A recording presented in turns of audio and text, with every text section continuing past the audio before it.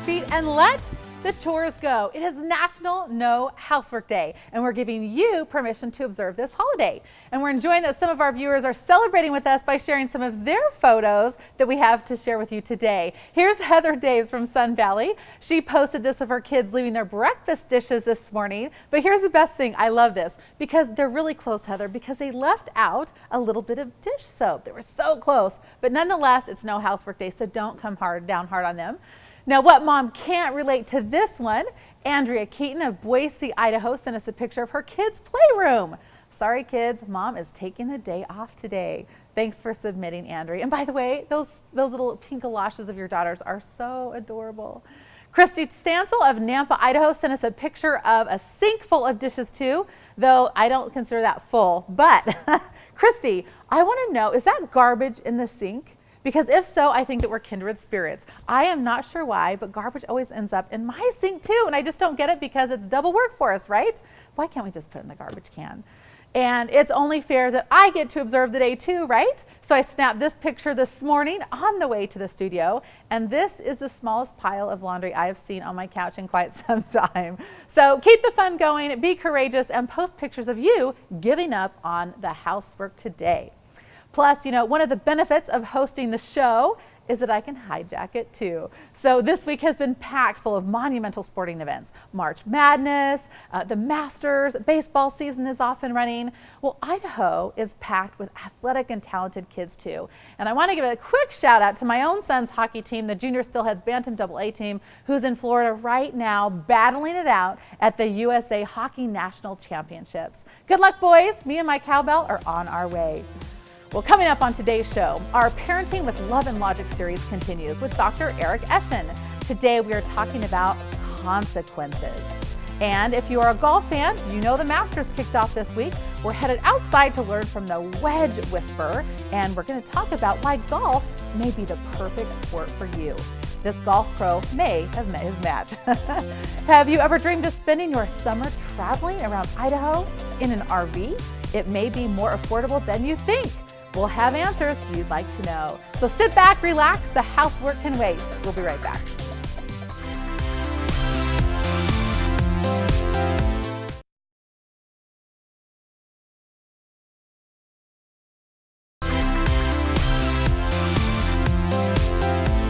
You're watching Idaho Living as we continue our Parenting with Love and Logic series with Dr. Eric Eschen. We recently sat down with the Idaho principal to help us learn more tactics we parents need. Take a look.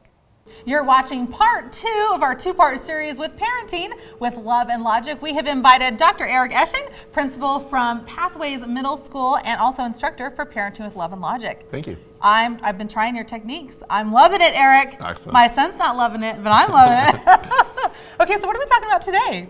So today what we want to talk about are consequences that fit. You know, when our child does something and we reach into our mind and we don't know what to do and we want to come up with something good, this is where we want to do what's called delaying the consequences. Delaying consequences, and what do we do? Can you give us an example? Sure. So one of the things that we are, and this is one that's a great one for teachers because we're unfortunately taught that when we do consequences, it needs to be right away, absolutely right away, or our child is going to forget the lesson. So if they don't put on their shoes quickly, we need a consequence right away. If they throw something out the window when we're driving, we need a consequence right away. Well, the problem is that we are still doing different things like driving a car, and we can't always stop and give consequences. So we need to do what's called a delay consequences, and we don't need to do something right away. So what we do is at that moment, let's say we're driving along and my child rolls down the window and throws their gum wrapper out the window. Okay. And then what I want to do is just first of all keep myself calm. And this is what's so fun about Love and Logic is it takes care of ourselves. So what we want to do is just kind of take a deep breath and go, oh, not a good decision. And that is a little trigger for them that's going to let them know, ooh, something's coming. And the first time they won't know, they'll just think, oh, okay. You're scaring me, Eric. Yeah, but it's just, oh, not a good decision, And then you can even add on to it, we'll try not to worry about this. I'm going to do something about it, but try not to worry. But I need to do something about that. Now, I just stopped talking. which gives me time to think, okay, what am I going to do about it? But it also gives my child time to process, okay, what did I just do and what is my parent going to do about it? But we are going to give them time to continue to work over exactly what decision they made and then to live with the consequences. That's what love and logic is all about. Wow. So then, you know, electronics is a big one, throwing things out the window, maybe not picking up toys. Let's talk about not picking up toys. So what could a delayed consequence be for that? Oh, so this is where you want to use your creativity. And this is what drew me to love and logic, because it's so fun to be able to not just be surviving all the time, but to say, okay, your kids went to sleep, you're exhausted, you come down and the toy room is just a disaster. So then you kind of go through your different options where you could think, okay, you know, the part of me wants to just grab them all and take them to the Idaho Youth Ranch and make a great donation. And instead what you want to do is think, okay, well, how would that work out? You know, what would be the process there? What is the main lesson that I want my child to learn? Well, it's that we all are part of a family and we have certain chores and we have certain responsibilities, and so I want to help my child learn that. So I want to think, okay, what can I do to keep my child in control and to be able to make choices? So this is where I would want to meet with the child the next day and say, hey, you know, I picked up those toys last night and oh boy, I'm tired. And this is a different technique called an energy drain.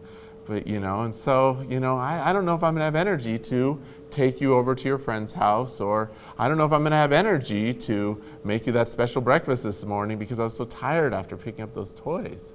Wow. And so what you're doing is you're not saying, you do this, you do this. You're saying, I'm doing this, and now I'm going to control my actions. Wow. So what we're getting into there is just a little bit more of the energy drain, and it's where our kids' actions and choices affect others, and what a great thing for our kids to learn. Wow. So all of this is under the umbrella of delaying consequences, where instead of marching upstairs and pulling them out of bed like we may want to and saying, pick up your toys right now, that we can actually be smarter about how we are interacting with our kids. And again, it takes better care of ourselves, where our blood pressure doesn't have to go up and we don't have to rule through yelling and through adrenaline rushes. And Eric, what you said last week too, and this week, well, first of all, you're very calming. You're bringing me down because I get a little hyped up. Yeah. But what I'm hearing is empowering parents, so we're not getting, because it takes a lot of energy to get freaked out or yell or be frustrated. And what you're saying is take your power back as a parent and don't make it this big, huge ruckus that I tend to make it. Yes, right? And what I do when I'm working with the students in my school, I call that monster truck mode. And when we go into monster truck mode, you know, you can watch the videos, the monster trucks they're off balance, they're loud. And what I want you to do is to find your lowrider mode, because you've never seen a lowrider get tipped over. So this is where when situations get tough, this is where we whisper. Wow. And you'll see emergency response people use this. They come in and they say, okay, what's the problem? They don't come in and say, oh my gosh, somebody's bleeding. You know, they bring it down, and we want to do that as parents too. That's awesome. Eric, thank you so much for being here. You can go and look for your Love and Logic classes at many schools, right? Yep. Okay. All across the valley, and then you can always go to loveandlogic.com for all sorts of resources, and also to look up an instructor in your area that might have a class offering for you. Awesome, Eric. Thanks for being here. Thank you.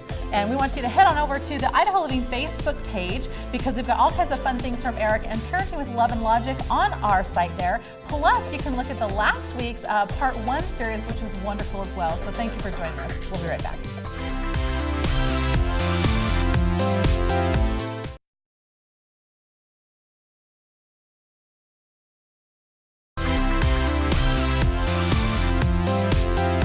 Well, the 2017 Masters began this week here on CBS, and what a better way to kick it off than with our own Jeff Thompson, an Idaho native, and you're a pretty cool guy in the golf world, aren't you? Well, I've been a golf pro 40 years, so I'm kind of old and tired to some degree, but 40 years. And you started earning titles, Jeff, at the age of 16. Yeah, back when I was 16, there was nothing to do really besides sports. There wasn't cell phones and internet and malls. So I think people played more sports longer. My dad was a club pro, Clyde Thompson, in Twin Falls, so we were there every day. We played golf every day. We worked there. We were just there every day. Now, you were born and raised in Twin Falls, but you have a very unique name. You are known as the Wedge Whisperer. Where did you get that name? Well, I spent a lot of time in the wedge space, which is some of your shorter irons. It's kind of a niche idea, kind of a niche specialty. It's probably the hardest club for amateurs to get skill over, and that's because the skill set is very narrow. It's a very narrow skill set, and wedges subordinate putting. So if we take putting and wedges, it's the only way you convert all other golf shots into a score. There's no other way. Wow. You can hit a perfect drive and a perfect iron, but if you're not skilled at chipping and putting, you haven't converted that to a score. So it's a necessary part of the game. Okay, and I know you're gonna do some whispering with me here in just a minute. You bet. Let me find out, what is golf really about? People go out on these golf courses for hours at a time. What is the fascination with hitting this little dimpled ball? Well, it's a lot of things. It's a way to decompress from work. I know a guy that works at a tire store. He's out where I teach at Boise Ranch 4 or 5 days a week. That's his lunch hour. He decompresses from work. Frankly, it keeps a lot of people living because Wow. walking and golf go together. And it's just something to go do. Plus, there's something unique about golf is you can have fun playing golf regardless of how well you do. Yeah. I mean, 100 is not a very good score, but you can have fun playing golf, if that makes sense. We can have fun too and Right. de-stress. Okay, so we have just a couple minutes left, but you're going to show me how to hit a ball into the pond without Okay. hitting or injuring a duck, Yeah, right? we don't want to Okay. hit too many ducks, Okay, okay? okay. So let's see you make a couple of practice swings. We're going to hit this geez. ball right here. Okay. Okay, the grip, show me a couple practice swings, no ball. Okay. Yeah, yeah. Is everybody standing back? Okay. Okay, so just practice. Am I not? No, not like just make okay. a couple swings. Okay, so you want to get watch my feet. You want to have active feet when you're swinging a golf club. There you go. Like that. Yeah, that's it right there. Are you scared I'm going to hit you, Jeff? Yeah, I'm far enough away. I'm safe. Okay. Okay, so we got a couple of geese out there. Oh Good my target gosh. for you. So I'm gonna hit this ball really out there. Oh, yeah, yeah. Okay. Oh, no, Ready? you want to make a downward blow on your forward swing. I don't even know what that is, A Jeff. downward motion on Okay. when you're swinging. Because I'm wedging. It's yeah, a wedge. yeah, that's Okay. right. That's All right. Hey, that wasn't too bad. I even skipped it. You didn't injure me or yourself. That was pretty good. Okay. Let's get- How can I improve on my technique? Well, the best thing you can do is go to a practice area. Amateurs call it a driving range. We call it a practice area. Grab an 8-iron, put a ball on a tee, and learn for yourself how to hit it off the tee. So I'd recommend at least 1,000 swings before. 1,000 swings, That's Jeff. not very many. That is not very many. How Oh, many do you think you've done in your lifetime? Oh, at least 3 million. At least Oh, 3 million my swings. word. Yeah. Okay. So 1,000 is not very many. Okay, so what am I doing now? The Same thing you Okay. just did. And then while we're doing this, can you tell us, how do women get involved in Hey, sports? that was very good. 4! Can I yell 4? Yeah, 4. That's okay. Well, every golf course in town has a women's golf association and a men's golf association. There's also a group called the Executive Women's Golf Association. It's where ladies that have a business or want to start a business can network. They use golf as the Wow. platform. They have a website. They have a ton of events here in Boise. There's also a program that the PGA provides called Get Golf Ready. It's a beginner's program. That's a 5-lesson series. If folks will call me or email me, I can explain that to them, and we can put a group together. So there's plenty of ways to start. Awesome. But the Okay. best thing to do is put a ball on a tee, just an 8-iron, and learn contact. It's no different than a game of pool. You've got to learn to control the cue stick to control the cue ball. So there's a lot of self-learning, self-skill acquisition type stuff, and just go slow, get some skill first before you kind of move on to some other stuff. All right, Jeff, thank you so much. I think we're going to have a lot of people calling you to get a little bit of advice. Okay, great. I feel like you are the wedge whisperer. Thank you. Let's hit one more ball. Okay. Okay, you did pretty good on those 2. Okay, Okay, do what you just did All on right. those other 2. watch out, geese. Oh, no! So that's called a top, okay? So that means you just didn't quite get the club descending Okay. correctly. under. under I didn't it, get so- the wedge. Didn't get the I need wedge a little bit stuff more going. whispering Yeah, still. yeah. Jeff, thank you so much for being Okay, here. thanks for having us. Appreciate it. Yeah, I love your hat, love Okay, the sweater, all right. love it. Thank Thanks you. For being here. Okay. All right, and good luck to all of our friends at the 2017 Masters, including our own Brad Dahlke. He's one of my friends' brothers. We're really cheering him on here from Idaho. We'll be right back.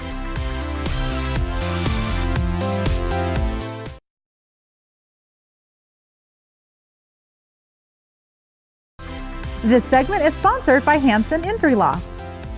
Last week, Matt Hansen, our Idaho living injury lawyer, stopped by the studio to talk. We loved learning about the passion behind his career path and how he's giving back to our communities. Here's our conversation. How did you become a lawyer? What inspired you to be so? You know what? I would answer that question with two things. My dad, who I have a lot of respect for, was a personal injury attorney as well. My grandpa actually was a judge for a certain period of time as well, and he was a practicing attorney before that. But also, several years ago, I was actually involved in a bad car accident myself. That wasn't my fault, and it was a big impact on a high-speed road. And I've been there, Johnna, on the side of the road, the airbags, smoke all around me, you know, the car spun off the road. And as the paramedics came to the scene and assessed me, as I was taken to the ER and saw the worried looks of my family members, and as they ran test after test, and it's for any car accident, it's a very traumatic experience. I think no one is fully prepared for the impact and the residuals from that. Going through that myself, I've made it, you know, my personal mission to do everything I can to help people that go through something similar. And what can you recover in a settlement? Well, that's a little bit different for every case, but I would say generally speaking, when we send in a settlement demand to the insurance company, we're asking for medical bills, wage loss, property damage is kind of separate, and then you have something called pain and suffering, and that's loss of enjoyment of life, inconvenience for you as a result of the accident. And I think it can be really helpful to have an attorney establish the fair amount of the pain and suffering, because sometimes when you're in it and you're going through all of it, it's hard to have the perspective to know what you're fairly entitled to. I think that's so true. I know that I was in a personal accident many years ago, got hit from behind, and I think I'm a little bit dramatic, let's be real, but at the same time, you're not even, I wasn't even thinking right, and just like scared and don't want to drive ever again in your life, and you know, all those things. And so it's so important to have someone like you that can walk you through the steps and keep you on track, right? I think so.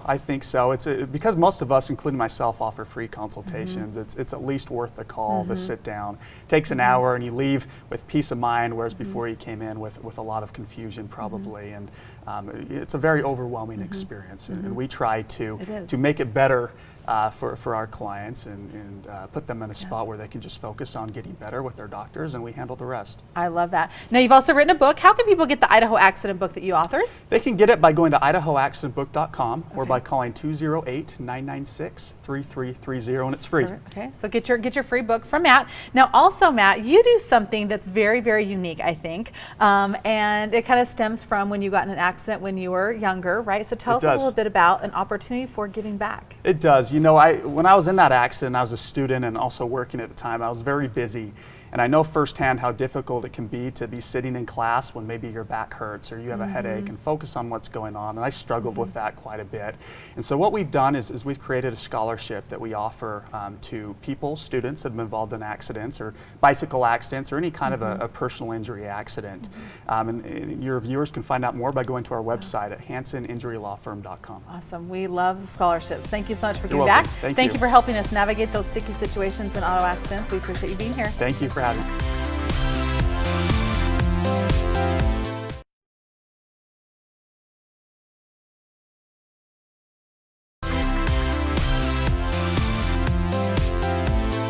Spring has sprung and Idaho adventures are on our mind. And with an RV, those adventures are even better. We have Zach here from Brets RV to help us find the perfect RV for you. Welcome, Zach. Awesome, thanks for having me. Don't you love having an RV? I love it. Isn't it amazing?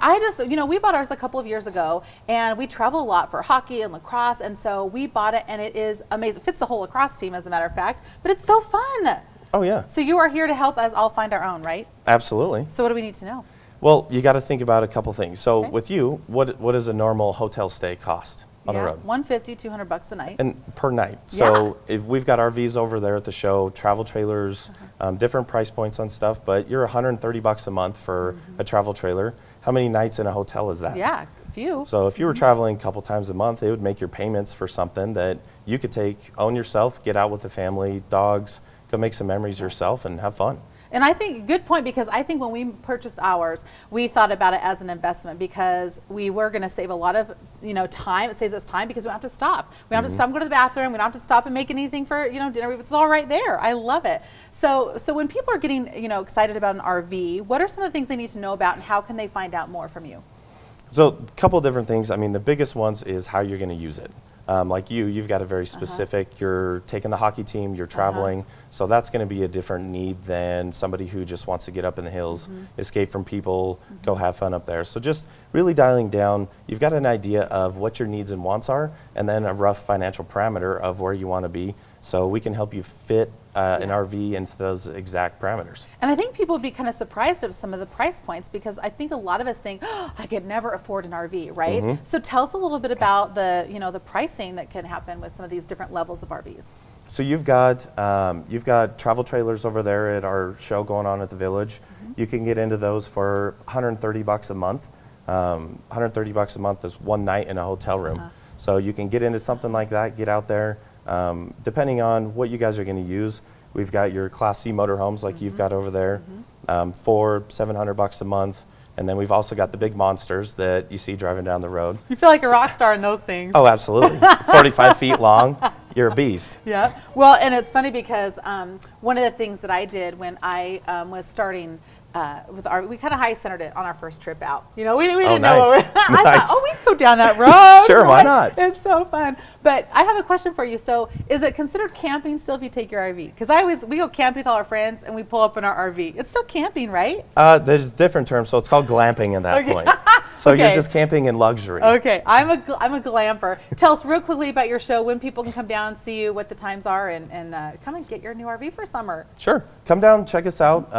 We're located over here at the Village, right on Eagle Road, and our hours Monday through Saturday are 10 o'clock in the morning till 7 o'clock in the evening, and then we're closing this Sunday. We're open Sunday from 11 until 5. But stop by. Awesome. They got us wearing these fluorescent yellow shirts, so everything's unlocked. You don't have to pay to get in. Come look around. We've got a lot of pricings and different payment structure on the side of them. If you have questions, grab one of us and we'll help you out. Love it, cool. So come and see Zach, pick out your new RV. Absolutely. And an Easter present, right? Absolutely. It's coming up. Thanks, Zach, so much. All right, so whether in an RV, on a bike, or using your own 2 feet, get out and enjoy Idaho living. Have a wonderful weekend. Promotional consideration provided by the Village at Meridian, Village Coffee, Hansen Injury Law, Brets RV, and Kyla Butler Floral Artistry. Johnna's Wardrobe